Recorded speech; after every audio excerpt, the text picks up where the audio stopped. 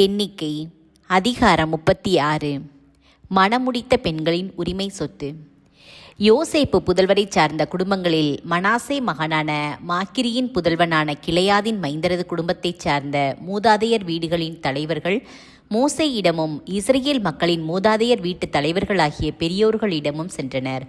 அவர்கள் கூறியது: இஸ்ரேல் மக்களின் உரிமை சொத்துக்காக நாட்டை திருவுளச்சீட்டு முறையில் கொடுக்கும்படி ஆண்டவர் எம் தலைவராகிய உமக்கு கட்டளையிட்டார். எம் சகோதரன் செலோபுகாதின் உரிமை சொத்தை அவர் புதல்வியருக்கு கொடுக்கும்படியும் ஆண்டவரால் உமக்கு கட்டளையிடப்பட்டது. ஆனால் இஸ்ரேல் மக்களின் வேறு குலங்களின் புதல்வர்களை அவர்கள் மனம் புரிந்ததால் அவர்களின் உரிமை சொத்து எங்கள் மூதாதையர் உரிமை சொத்திலிருந்து எடுக்கப்பட்டு அவர்களுக்கு சொந்தமான குலத்தின் உரிமை சொத்துடன் சேர்க்கப்பட்டுவிடும். இவ்வாறு திருவுள சீட்டால் எங்களுக்கு கிடைத்த உரிமை சொத்து குறைய நேரிடும். அத்துடன் இஸ்ரேல் மக்களுக்கு மீட்பின் ஆண்டு வரும்போது அவர்கள் உரிமை சொத்து அவர்களுக்குரிய குலத்தின் உரிமை சொத்துடன் சேர்க்கப்படும். இவ்வாறு அவர்களின் உரிமை சொத்து எங்கள் மூதாதையரின் உரிமை சொத்திலிருந்து குறைய நேரிடும். மோசே ஆண்டவரின் வார்த்தைப்படியே மக்களுக்கு கட்டளையிட்டு கூறியது: யோசேப்பு புதல்வரின் குலம் கூறுவது சரியே. செலோபுகாதின் புதல்வியரை குறித்து ஆண்டவர் கட்டளையிடுவது இதுவே: தாங்கள் விரும்பியோரை அவர்கள் மணம் முடிக்கட்டும். ஆனால் தங்கள் தந்தையின் குல குடும்பத்திற்குள் மட்டுமே அவர்கள் மணம் முடிக்க வேண்டும்.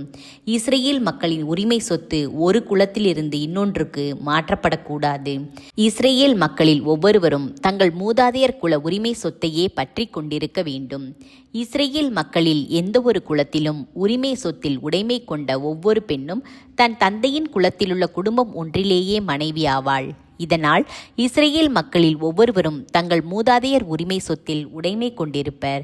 எனவே ஒரு குலத்திலிருந்து இன்னொன்றுக்கு எந்த உரிமை சொத்தும் மாற்றப்படக்கூடாது. இஸ்ரேல் மக்களின் குலங்கள் ஒவ்வொன்றும் தம் உரிமை சொத்தை பற்றி கொண்டிருக்க வேண்டும். ஆண்டவர் மோசேக்கு கட்டளையிட்டபடியே செலோபுகாதின் புதல்வியர் செய்தனர். செலோபுகாதின் புதல்வியரான மக்லா, திர்சா, ஒக்லா, மில்கா, நோவா ஆகியோர் தங்கள் தந்தையரின் சகோதரர் புதல்வரையே மணந்தனர். அவர்கள் யோசேப்பின் மகனான மனாசேயின் புதல்வர் குடும்பங்களில் மனம் புரிந்தனர். எனவே அவர்களின் உரிமை சொத்து அவர்கள் தந்தையர் குடும்பத்திற்கே சொந்தமாயிருந்தது. எரிகோவுக்கு எதிரே யோர்தானை அடுத்துள்ள மோவாபு சமவெளியில் இஸ்ரேல் மக்களுக்கு மோசே வழியாக ஆண்டவர் விதித்த கட்டளைகளும் நீதி சட்டங்களும் இவையே.